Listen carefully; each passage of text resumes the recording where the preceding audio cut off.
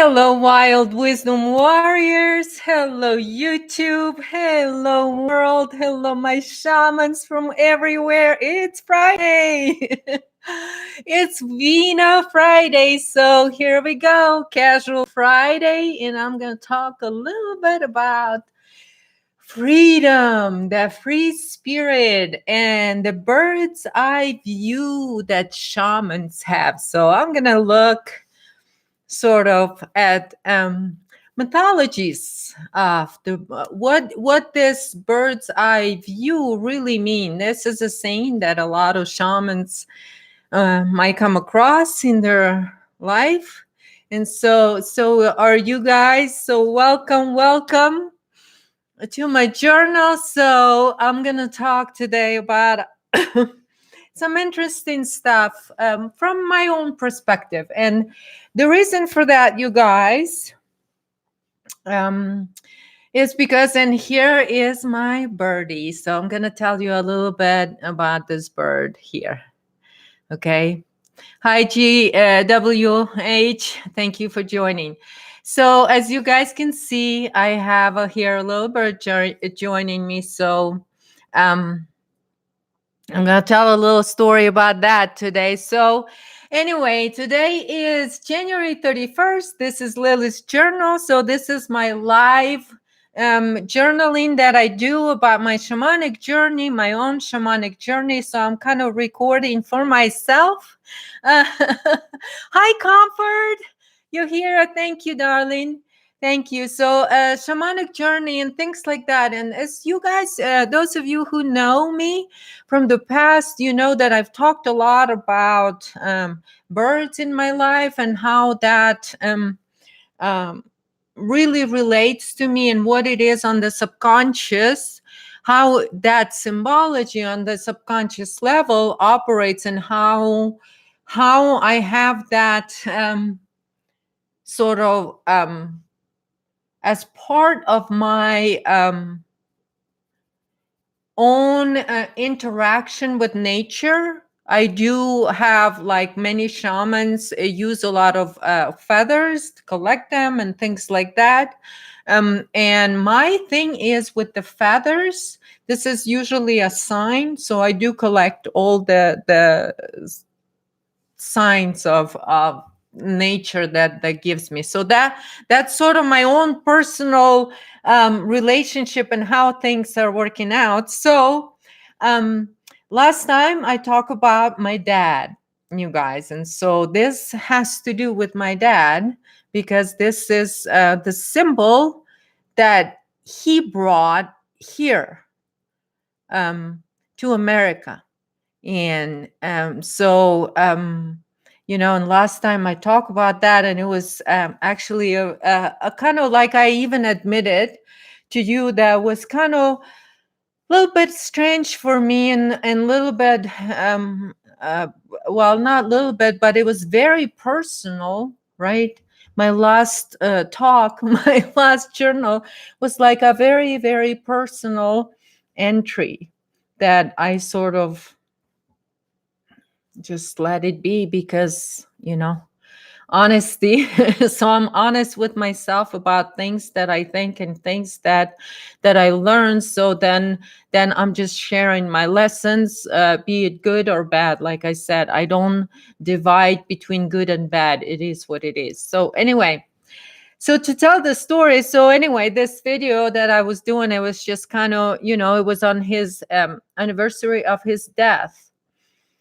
And when the video end up, and I end the stream, right, you guys, that video end up for me, and I didn't know at that time. I was sitting after that. I came back and I said, okay, I want to, listen to what I talk about. And usually what I do is then I can read your your comments too. So I'm going to read through the comments, and I looked at the video, and the video was 100 it was 1 hour 02 minutes and 25 seconds, and I laughed because that's like, okay, that's my dad lived on this, by the paper on this in this world for 102 years and 25 days. And so that was kind of like a little, sign from him that all is good. Like I said, my Father in heaven is always watching over me. So I'm standing fearless. And this is his sort of symbol that I keep right now, just like I had the Buddha. This is my father's sort of symbol, because this is the funny thing about, when we um, got our papers to move to America. He was so excited. All other people wanted to bring gold or whatever, or get as much money as possible, whatever. And hi, Remus. And my dad went and made this, made for us. So it's a symbol of freedom, because he was going to the land of the free, in the home of the brave. So he symbolized that trip to America for our family. And this is what he got. He went, and we didn't have, so we had to go, and because we had to take this here in our little, because all they allowed is like 2 suitcases per person, right? So you can't really bring much stuff. So what happens here, as you guys might notice, there is actually this wings come off. So the artist that made this had the wings sort of come off, so we can put them and so the wings go the size of the suitcase that we could take it in. So this bird here symbolizes our whole family passage to freedom, to the land of the free and the home of the brave, because this is who we are at our hearts. And this is what I talk about, being fearless. You can't be. And so anyway, so I decided to where my Buddha was, right? So for me, hi Deanne, thank you so much. Hi Daniel, thank you guys for joining me. So see, like I used to have a Buddha here, and I said, okay, it's a subconscious symbol, and it's a subconscious language for many, but for me and for each individual, it can mean a different thing, and so is this bird. But when we talk about spiritual world, it's very personal, it's very individual, and that's why, like, right? So think of it, what I had here before, and I don't know if you guys can see it, but there is actually a little baby here. That the Thunderbird, that's the nickname. That's the Thunderbird. So anyway, so I want to talk a little bit about this, symbology, how it inspires our spirit, because this is what I love Native American mythologies is, because they're inspirational to the spirit. It inspires your living soul to live up to your ancestors' wisdom, to their wisdom that they passed on. So I kind of want to talk about that. So here we go. Last time I said I could have made a White Russian. So here we go, White Russian. Here it is, drinking White Russian, even though it's Vino Friday. White Russian for me. And so in my Thunderbird over here, made it all the way to America, was custom made to represent the spirit of the choice, and the to mark the path of stepping on your choosing to free yourself. Because the thing is, you guys, as I talk about the the fact that so many people were programmed with fear in Russia. And like I talk about how much of that mind control experiments my father went through in all those years, and how he was used and abused by the system too. So, but to come back and to return to yourself and to be fearless, then to pursue your freedom and never give up and be fearless in the face of your enemies. Okay, in which way? And like I mentioned, that when I was a kid, he wouldn't never let me feel any, like, oh, I'm not strong enough, I can't withstand any of this,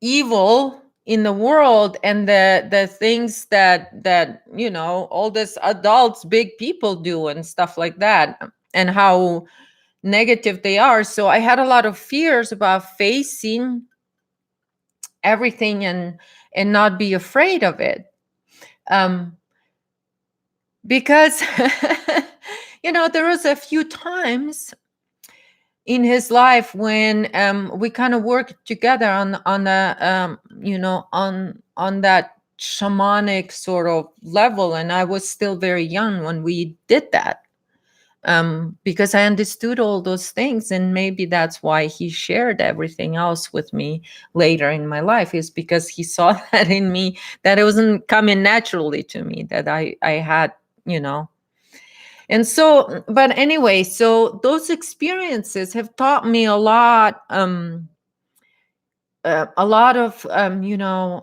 retained a lot of that fearlessness. And so I, this is what it's just like, this is what it means to me. And so overall, it's very personal. Again, like I was talking about this or anything else for any shaman. And that's why each and every shaman will have their own unique developed tools that I talk about here, you guys, and all of that. So it's Friday. You guys have any questions? Let's let's um let's be wild and let's have some wild questions. So if you have any wild questions, I'm feeling like answering some wild questions. Because we are gonna look for a bird's eye view on things from that perspective, meaning. And so when I posted that, what does the thunderbolt mythology, what does it mean in Native Americans, and how it's culturally applies. But it always, like I just said, with natives, it's always about empowering your own spirit, empowering your spirit, and this is what. Okay, Wolfie, my big black wolf over there is for some reason acting up. Stop, Zeus. Okay.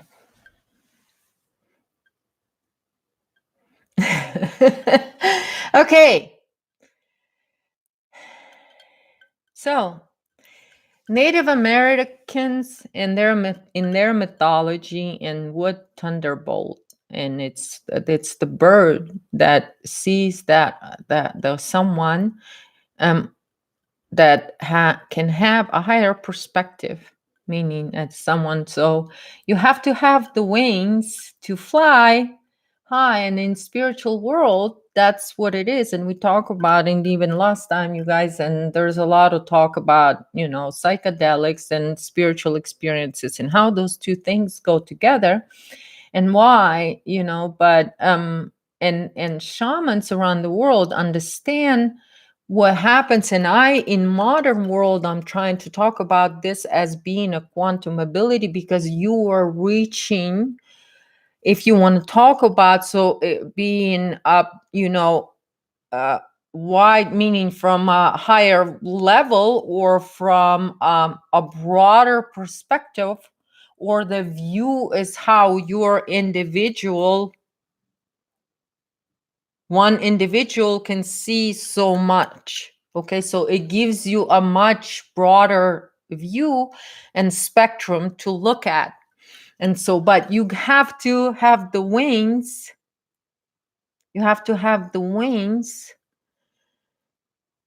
to fly to get that perspective. So that's that. Then this is what the spiritual attainment, individual attainment, then all is about. And Native Americans had very sort of simple, and they draw everything. All of their mythology is from nature.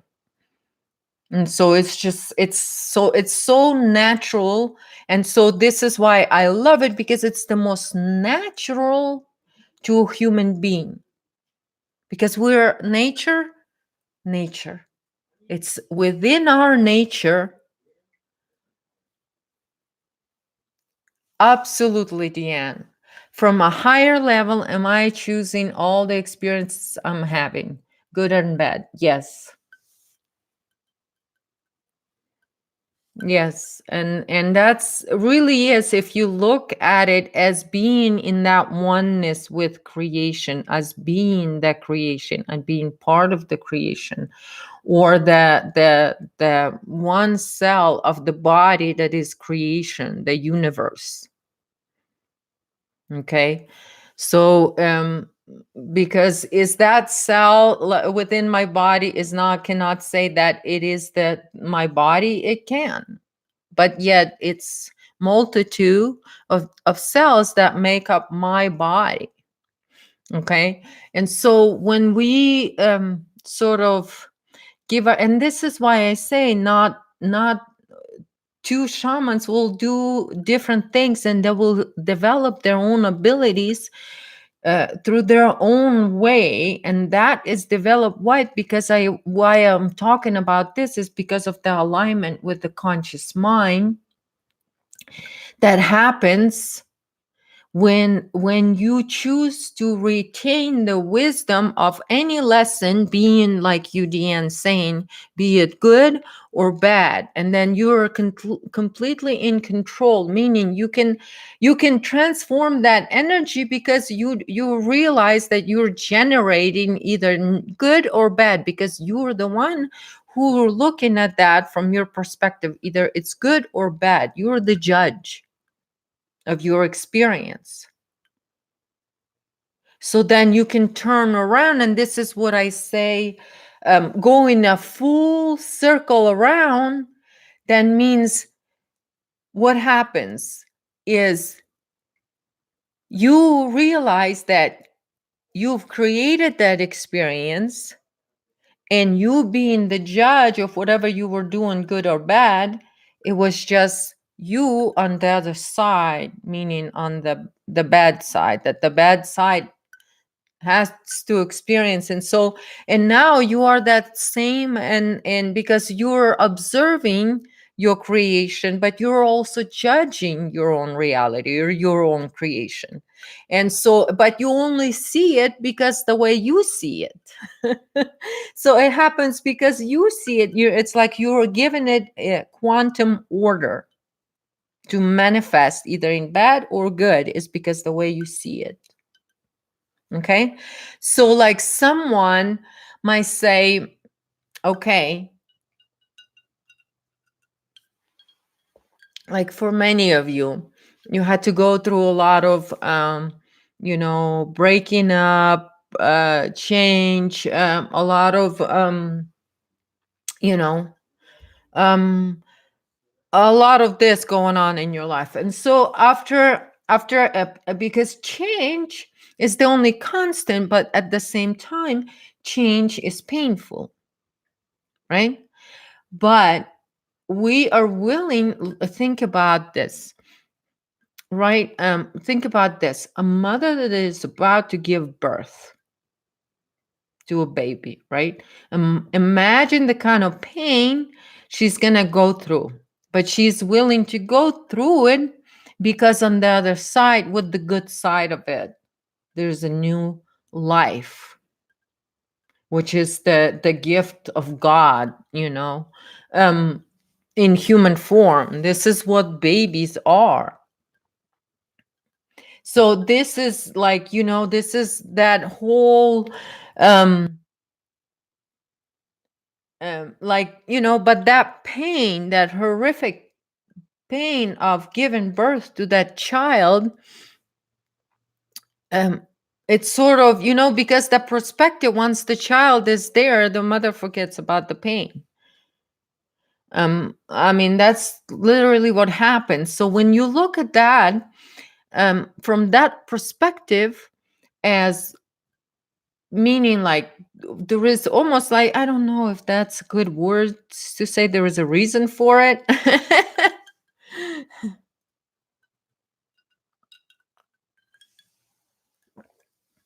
All right, Deanne, you have another question. Do our greater beings learn from our experiences? See, if you think of it in this way, like I said, and even something that I said about my father, right? He's part of that totality of human consciousness, of the original blueprint of humanity, right?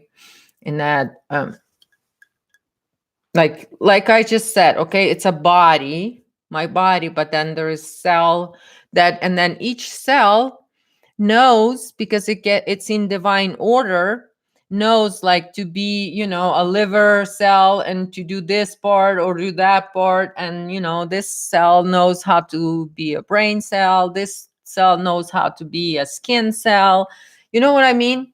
Because it's all in divine order in that level. Okay, so now, on when you look on that, on the totality of human consciousness, and this is what then, and this is how you can look and unify something for someone as a shaman, because you understand how the timeless space work, or how it operates, because you can, like I said, you can see in the past, because now you can see into the future, because the future comes through you. So it begins with you and it ends with you. So that's why I said that's why some of the timelines will end, because the non-human will end, but that doesn't mean that humanity will not go on, because the non-human are going to be left behind in a way. Okay.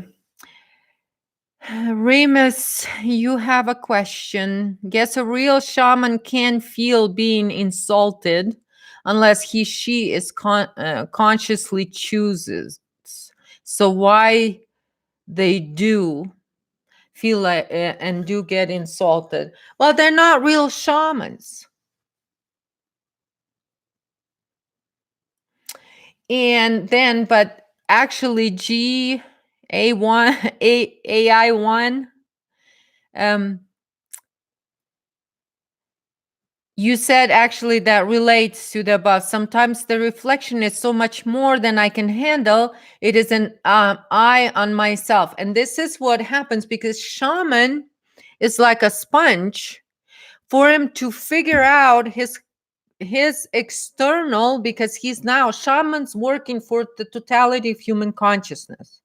That's the cell within the body of the totality of human consciousness that does this. Like I sometimes refer to shamans as the blood cell, the white blood cells. The so you know your sort of mission. So you know what you're doing, right? So you can't be like, what you do is you're there to create something else that will change that, but that doesn't mean that you don't allow it into your field. You can't change it unless you allow it. So that's why a lot of shamans are like, there are 10 folds that regular like empath, because this is one of your if you are not empath, you can't even be a shaman. You have to, because you this is something that you develop to where you can come into, if someone comes to you and they say, and their spirit had made an agreement with your spirit, because this is my agreement with my spirit. Anyone that comes into my life without the agreement of my spirit are not allowed to come in my life. So everyone that comes to me for a personal session, that I know that that agreement's already within my spirit and your spirit. Okay, always there, because to begin with, the door for anything else is always closed. It's only spiritual agreement in on that level first. So what I'm saying, so you have to be able to walk through that door, meaning you have to have your ability developed, or allowing. I'm not even saying develop. A lot of shamans have it naturally, they just don't allow it because somebody told them that they're shouldn't, because somebody in new age told them that the two-dimensional structure over here is what we're supposed to go by. As I talk about the symbology and how it's invaded, and how the loose mechanics of the symbology in New Age. So I've talked about it a little bit, but I'll talk about it more. But that's the sort of that Thunderbolt overview, not being afraid of what needs to go in your own creation. So then your future is the way you feel that it fits your soul, it fits your ancestral dream. How will you know that? Because you will know your ancestors within, because their dream will become your dream. Their dream of the future will become your life, your manifestation. And this is when you will know. This is that all the way what I said, it goes to the original codes. So we're returning when we a lot of this spiritual talk, and now we're in this quantum age, we have sort of words that can explain on this quantum level what's happening. And this is why there is no death, because quantum energy, it's that all that is unmanifested. So the original code for human being, like I said, on quantum level, can restructure. And then that's the manifesting through the codes, through your DNA genetic codes. I don't even know if it's DNA. It's probably not even DNA. It goes beyond. But to make it simple, because it doesn't need to be complicated, to make it simple.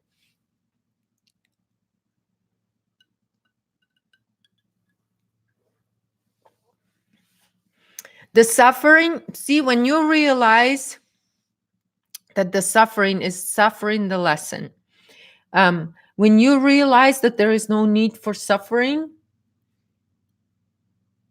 yeah, it is the one, it was kind of tough for me. That one I learned recently. I was so attached to some of the people in my family. Some of my siblings and stuff like that. What was happening is so I'm just gonna g I'm just gonna tell you my own personal story about that and see if that kind of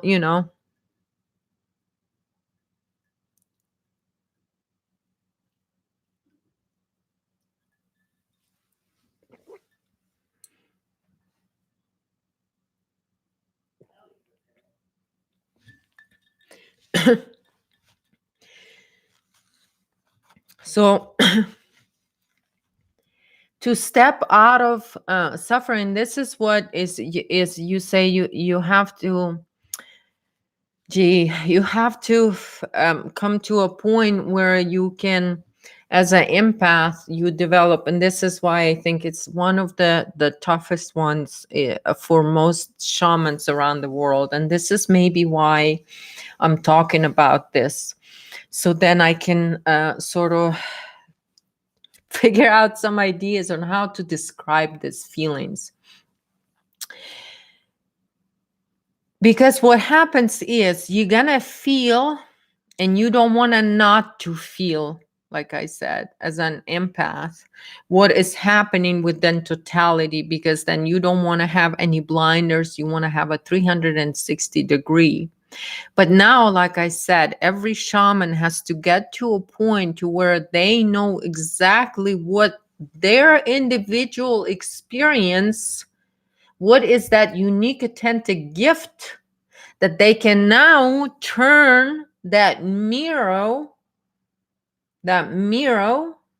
okay, and turn it to sort of into that totality as individual experience. And this is what I talked about in the beginning, to where you choose how your own individual experience makes you shamans, and you know the point, or that satori point in your life when you become a true shaman, when you truly get anointed by spirit. In which way you have that experience, it's could be either near death experience, or it could be a psychedelic experience, or it could be anything. But what happens is there's difference when people have those like psychedelic experience, or you can walk on the street and you can realize the center of your being and how everything begins with you. And so this is the realization that turns you inwards, and then which you can mirror to your external, as within so without. Then you know how to operate this hermetic principle, and then you turn your experience into that mirror, which I say that now by experiencing that, you can now operate and navigate your emotional body to where you can back up your intent or charge it up through your emotion, through that living through, and then transforming and directing that energy, being a positive or a negative experience on both, but now directing it into the future in the way that suits your best intent. What is it that you want experience?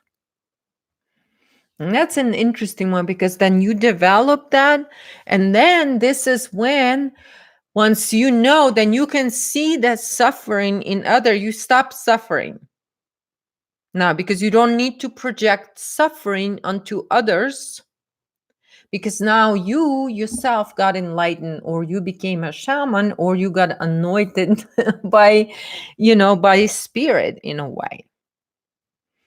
In which way? That you are now operating on that spiritual, on the trinary field of light, meaning that you are the gods, or how did Jesus said? It's within, the gods within. So anyway, thank you, Lazarus. Thank you for joining. That's Lance. You just changed your name. Okay. Hey, Lazarus. Nice. I like that. I like that. All right. Any other questions? Did I miss any? So then, so with the suffering, and you'll see suffering, and instead of trying to suffer with people, right? You choose to take yourself out of suffering. And this is what I was talking to you about, like, and even I was talking about my brothers and what happened in Soviet Union. And I've talked about this before, that all my four brothers went through the mind control through the army, because that gulag moved then into the army, and this is where they openly, like, could, everything operated through the army. And so the breaking of the minds, and so my brothers' minds were broken in the army, all four of them. They came back a completely different, like a broken person, um without barely any sparks and stuff like that. So I've suffered inside because of what's been happening to them, and I could see how they were dead. Basically, their spirit was dead when I came back. It's like it's a total, like a automated bundle of anger. They came back, all four of them. It's like that because the abuse in the army is so horrific. So it's just so it was difficult. This was one of the things why my father was so um always tried to keep me up, because I would see all that stuff, and what was happening, and it was just bringing me down a lot. And so I've suffered with them and tried to help them in any way I could, but until I was able to step out of the suffering with them, and it actually took me all the way to completely separate from them physically and not to have any contact with them, to step out of that suffering, to see it for, because when you stand with them in suffering, all you do is you just fueling that suffering. Because this is what it is. Like I said, they're put into this bubble of suffering, and they're just operating on it. Everything has to suffer, that this is why, like I said, when they would come back from army, they would be like, wanted to abuse everything, like suffering, so much suffering in Russia. Oh my god, Soviet Union is like, there was like self-abuse and all of that stuff. It's horrific stuff. Walk through the valley of the shadow. Yep. The kingdom of God is within. Yes, thank you, MF. Um, so yeah, instead of suffering and all of that, and this is very D, and you said, so maybe instead of suffering or playing a victim, we can instead ask ourselves, why did I choose to create this, and what can I learn from it? And that's exactly what I'm saying. And this is exactly what I kind of wanted to go with by sharing my experiences with my father through all of that, and the time when Soviet Union was doing this gulag experiments in the open. Not, it was all done in the open, and a lot of it was done here too in America, but it was hidden. That's all it was. It gets so real. The only enemy is one of doubt. Yep.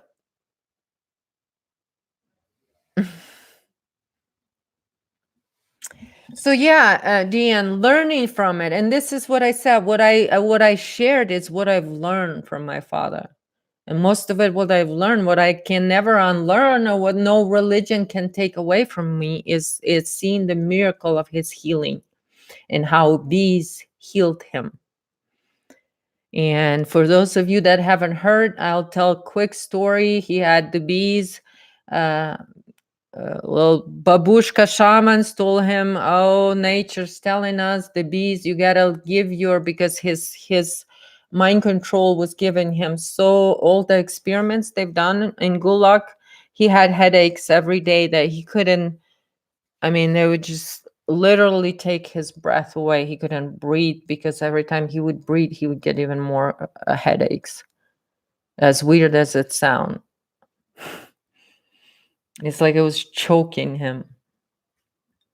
He never thought he was gonna live to be 102, definitely.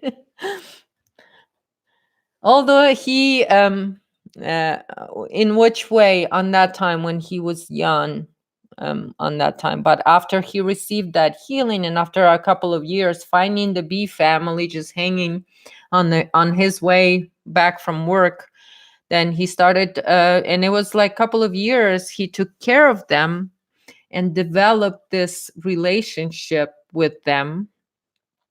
Um, and to where he stopped wearing all kinds of protection things and he was just out there with them having fun. And he actually started feeling better just being with them. But then, and so he thought that was it, that was his healing. So he was all happy singing to them and stuff like that.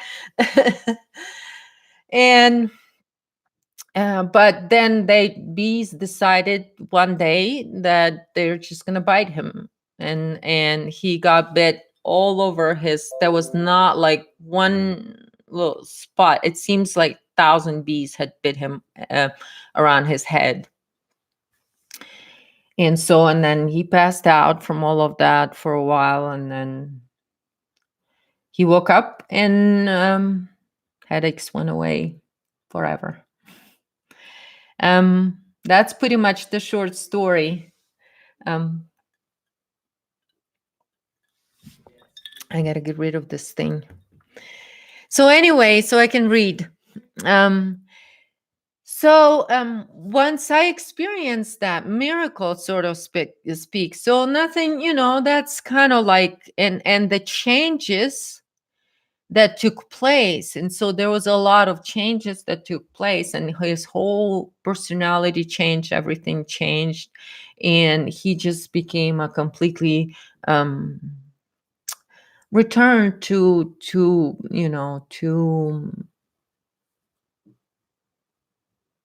sort of to where he began, um, with having the ability and capability to think for big, try to find solutions for big problems, huge problems for people. And he always, that he was definitely served, his spirit served humanity. He even did the passing ceremonies, like when people would die, they would call him to do that as a shaman, to be with somebody as they pass, to do the ceremony of passing so they can pass into the so he even did that.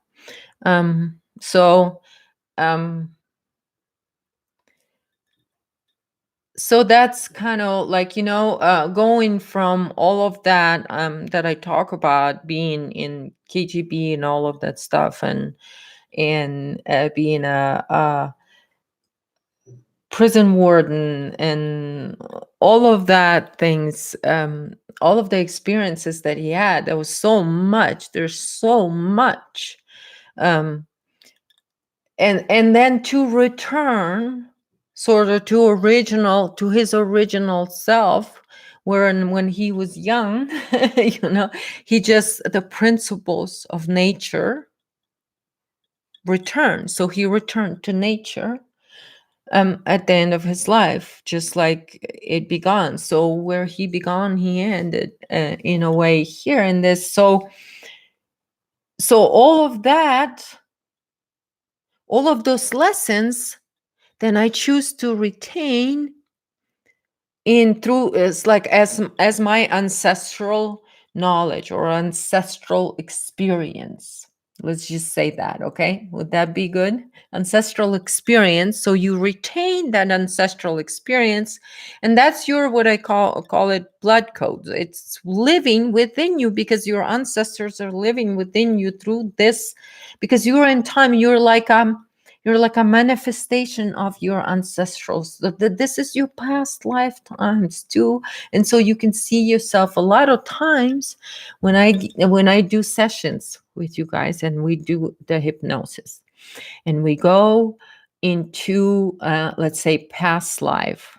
Okay. And a lot of times when you see, okay, I am in this past life and I'm this and that. But then I ask you, okay, look around, who's there? And then a lot of times, a lot of the people in your family show up there too with you. And a lot of you go, oh, this is my son, or this is could be my daughter. This is my grandma here as this little girl, or this is my grandma as this boy over here. And so, or this is my husband as this, and so that's your past, but now it lives within you because you're watching yourself in your past life now. So you connected that to now, that past life. And so all of those ancestors in all of that experience, um, it comes through you into the now moment, into your conscious mind. So now you're consciously aware of the past. So meaning you carrying them into the future. So that's why I say it comes through us. Um, yeah, it's you doing that.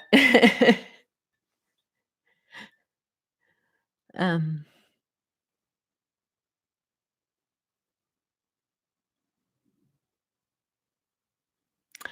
I didn't know, Yaguna. You said so the bees were healers for your father via him getting stunned a lot, like the main characters in Kung Fu Hustle movie. I didn't know that. I might have not watched that movie. Um, but I now I'm gonna watch it because that's actually very interesting that it's there. So thank you. Yeah, yeah. Actually, he didn't know. Like he shamans told him that somehow nature will bring bees, and bees will be the solution to your, like they will heal you and you'll live for a long time, because he was getting ready to die from all the pain. He didn't want to experience the pain anymore. So, and he said, and then so he found bees, a family of bees. A queen just showed up on his way back from work. Um, home. So he just cut the branch of the tree that the queen sat on, brought them home in the box, and then next day he built them a thing and just kept, you know, working on it, and learn all about it. Just got so busy he got babies or something. So it helped him in a way, and so he thought that was it, because he was all of a sudden he was enjoying himself so much taking care of these bees, and now we had honey, and it was, so much honey, and because he was so happy, it was so much honey, everybody was having honey, our neighbors were having honey. We were living large. Uh, so he thought that was it. He was happy with just that. And then because he had so much of the experiments done on his mind in Gulag, then the bees are such amazing creatures, and that's why you will even see how they were revered in so many cultures, in so many mythologies and all of that. They're just so vital to humanity. It's just unbelievable how vital human bees are to humanity. It's just unbelievable.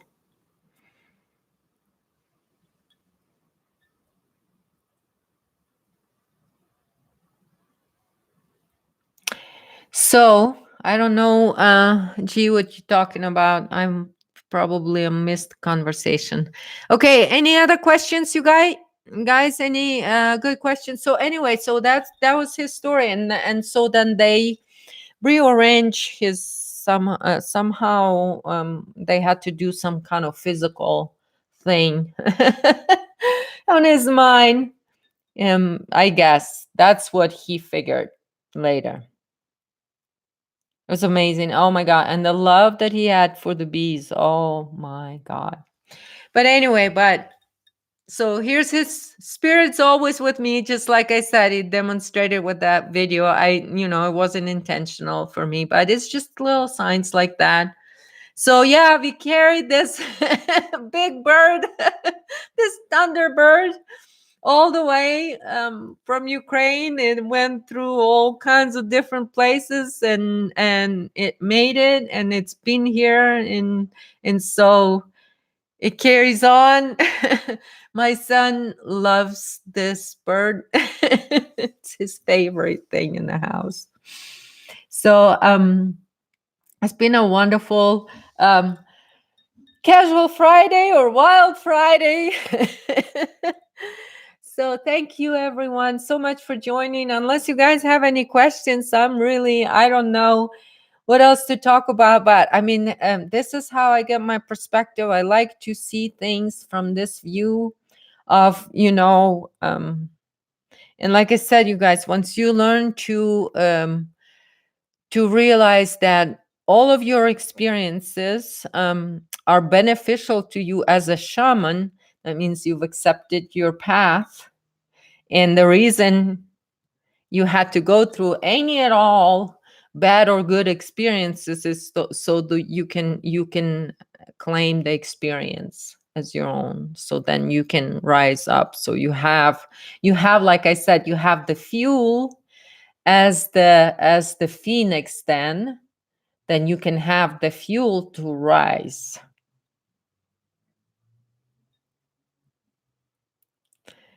Tam Flowers, you said, Lily, you look amazing. You have this glow about again, sister. Thank you so much, Tam. Thank you. Um, I just enjoy life, and it is what it is. Enjoying life. White Russians. Maybe it's White Russians. Remus, you said you had another question? Can you retype it, please?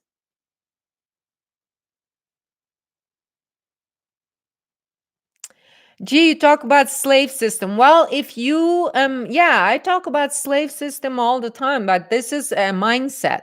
Slave system is a mindset, and this is what we're talking about, rising above it. And that's why you have to have the bird's eye view. But how you get it, you got to get your quantum wings going. So, Ramus, can you retype your question, please, for me? Because I'm not sure. I don't want to do anything wrong here. I'm not very technologically. This thing, and my computer has ghosts. Sometimes it does things on its own because some people can't handle it. So I'll tell them all the time, deal with the ghosts, deal with it. I'm doing this thing. Thank you, Comfort. Thank you. Thank you. Please subscribe, you guys, because sometimes I go live at the last minute, and hit that button of that bell ringing thing, so then you can get notified. My subscriptions are keep going down and down. My thing resets itself for no apparent reason. It kicks me out, signs me out for no apparent reasons. So my YouTube's acting really strange, and especially in last week or so, you guys. So keep that in mind. Okay. And so again, if you can please also like these videos, because I don't know. There's just weird things going on with my account. And I thank you so much for liking. And I thank you so much for joining me here. Okay. So, Ramus, between a good story and a good piece of music that both tell me the same, someone over the river, the same thing, what you prefer? Music. I do love music. Because music, I it takes me a lot. It's just pure. The stories, I love movies. I love stories in visual form too. And the music allows me to imagine.